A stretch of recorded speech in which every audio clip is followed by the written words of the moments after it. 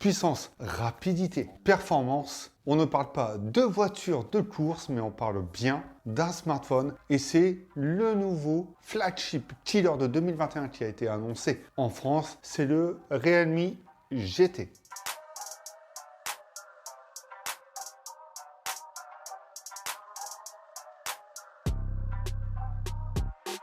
Prix de base à partir de 399 € pour du Snapdragon 888, 8 Go de RAM, 128 Go de stockage, appareil photo 64 mégapixels, recharge 65 watts, tout ça en un seul et même produit.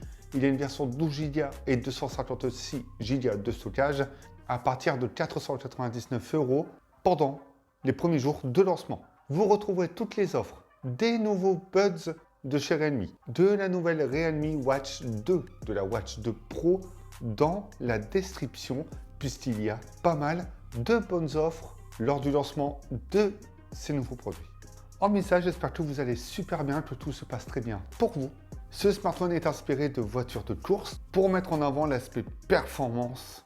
Il est considéré comme flagship killer suite aux caractéristiques, mais est-ce que la promesse est tenue?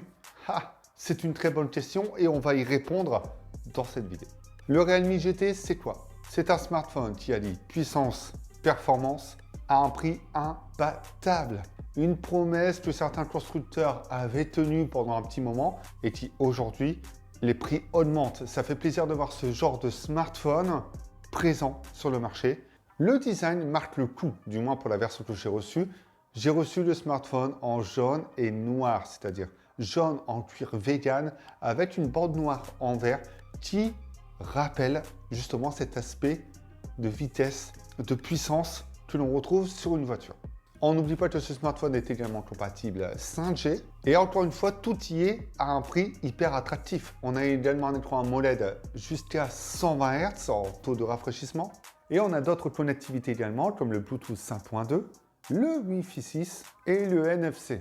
Mais aucune certification IP, donc il n'est pas résistant ni à l'eau ni à la poussière.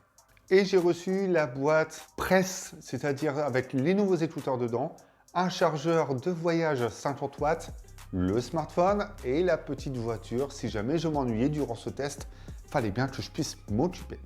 Est-ce que je me suis plus amusé avec la voiture qu'avec le smartphone? À vous de deviner.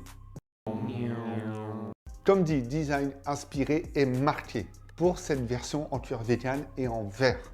Il y a d'autres versions un peu plus sobres qui ne se démarquent pas trop, mais celle-ci est hyper sympa et j'espérais réellement recevoir cette version. Cette double matière cuir vegan et vert est super sympa, l'alliage est très bien réussi, d'ailleurs en main c'est hyper agréable et on ne sent pas trop cette différence et même si elle se fait très légèrement ressentir, ce n'est pas gênant. Le module photo est bien intégré à cette bande noire également. Que demander de plus? Avoir un smartphone avec une finition premium au prix d'un milieu de gamme, ça se prend. Et au passage, ce module photo ne dépasse quasiment pas. Malgré les 3 capteurs qui y sont intégrés, plus les flashs, etc., rien ne dépasse.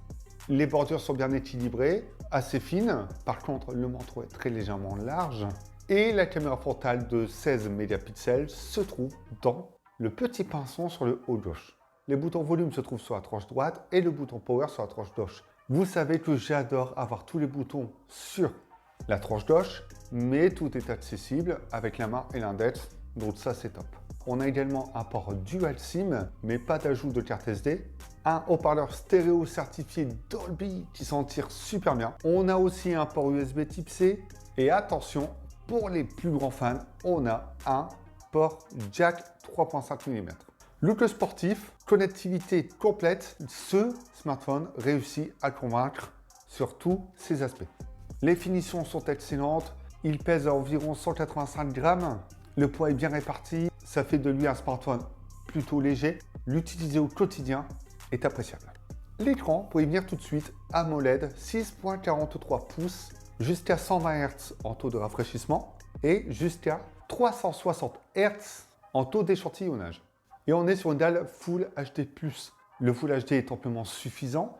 Ça manque un peu de peps sur la luminosité au maximum, Mais au-delà de ça, le contraste est excellent. Il y a plein de modes pour paramétrer cet écran. J'ai laissé le taux de rafraîchissement adaptatif, ce qui fait qu'à certains moments, je voyais réellement la différence de taux de rafraîchissement d'image entre les jeux, les vidéos et la navigation sur l'interface ou sur le web.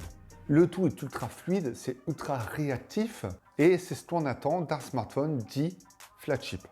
Jouer et regarder du contenu, des vidéos Netflix, YouTube, etc. c'est hyper appréciable. L'écran n'est pas trop grand, pas trop petit, 6.43 pouces. On est quasiment sur une moyenne standard, mais qui reste appréciable. En plus de la modification des couleurs, du contraste de cet écran, on peut également avoir l'Always On Display, paramétrer les notifications lumineuses qui font le tour de l'écran. Enfin bref, Realme UI 2.0 est une interface complète et ultra personnalisable. On ajoute à ça Android 11, c'est propre, c'est fluide, c'est bien optimisé. Enfin, toute l'interface est personnalisable en interne. On a également le dock de raccourci sous forme de petits panneaux, on a le mode sombre, bien optimisé pour la plupart des applications. Tout est cohérent, même si l'interface de Realme UI mérite encore quelques petites optimisations, quelques petits correctifs, l'ensemble est très bien proposé. On ajoute à ça l'empreinte digitale et la reconnaissance faciale qui sont très rapides. Tout y est, encore une fois. Côté performance, Snapdragon 888, 8 ou 12 Go de RAM et 128 ou 256 Go de RAM. J'ai reçu pour ce test la version 8 et 128 Go. Et il n'y a rien à dire, le Snapdragon 888 est l'un des meilleurs socles du marché et c'est encore prouvé. Après, il y a l'optimisation faite par le logiciel et le constructeur qui rendent l'expérience hyper agréable. Et c'est le cas. Navigation web, jeux, interface, tout est fluide, tout est réactif, il n'y a pas de bug, il n'y a pas de latence. Les jeux ne mettent pas trop de temps à se charger, surtout les jeux lourds, les jeux 3D. C'est le feu. La seule petite chose, c'est au niveau du rafraîchissement d'image. Si vous jouez à un jeu en ligne, forcément, il y aura une baisse. Vous n'aurez pas les 120 Hz, mais en général, ça reste quand même assez fluide. Et concernant les jeux lourds 3D optimisés, donc disponibles sur le Play Store, vous n'aurez aucun problème. Le taux de rafraîchissement d'image améliore l'expérience visuelle et en plus de ça, Realme ajoute une application d'optimisation de jeu. Par contre, j'ai noté quand même une petite chauffe qui se fait ressentir lorsque l'on passe beaucoup de temps sur ce smartphone ou lorsque l'on joue un petit moment. La partie photo est hyper intéressante, 64 mégapixels pour le capteur principal, 8 mégapixels ultra grand angle et 2 mégapixels macro. Même s'il s'en tire bien, ce n'est pas le capteur que j'ai le plus utilisé. En plus de ça, à l'avant, on a un capteur de 16 mégapixels et le smartphone peut filmer en 4K 60 fps. Le rendu est top, c'est détaillé, il n'y a rien à dire. Realme a toujours su apporter cette petite touche, cette signature de saturation dans les clichés. Ça se fait ressentir notamment sur le ciel ou sur les couleurs vives. Pour ceux qui aiment, c'est super, mais l'ensemble est quand même dynamique. Un poil trop dynamique. Mais c'est riche en couleurs. La balance des blancs est plutôt bien gérée, même si parfois le blanc est très légèrement brûlé ou même trop lumineux. L'ultra grand angle est bon. Par contre, il y a une incohérence entre le capteur principal et le capteur ultra grand angle. Il y aura un peu de distorsion, le rendu de scène est un peu différent, on perd un poil en détail. Dans la logique des choses, ce n'est pas à blâmer. C'est plus sur l'aspect un peu plus vif et notamment la balance des blancs où on sent la différence, où ces blancs tirent un peu trop sur le rose. En excellent éclairage, vous l'avez compris, les photos seront réussies, notamment en intérieur, et avec un manque de luminosité, les clichés seront un peu bruités. Le mode nuit permet de récupérer plus de détails, plus de lumière pour rendre un meilleur cliché.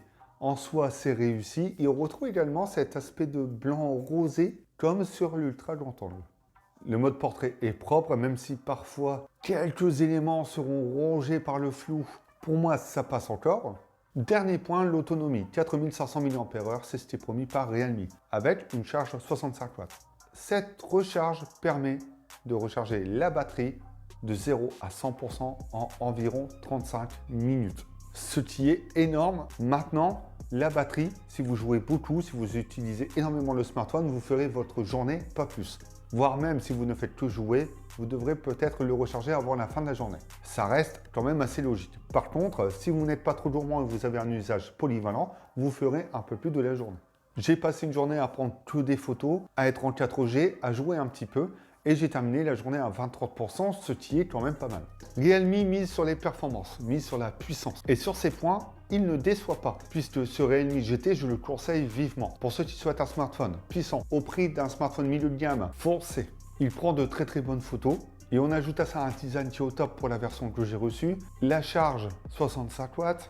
Il a tout pour lui, très clairement. Et ces petits détails cités qui ne sont pas parfaits, eh bien, je ne les blâme pas, puisque ce smartphone a besoin de petites concessions et que parfois, ce petit manque de luminosité concernant l'écran, ce manque de naturel sur les photos n'est pas à blâmer non plus. Et si ce n'est que ça, eh bien, il vaut complètement son prix.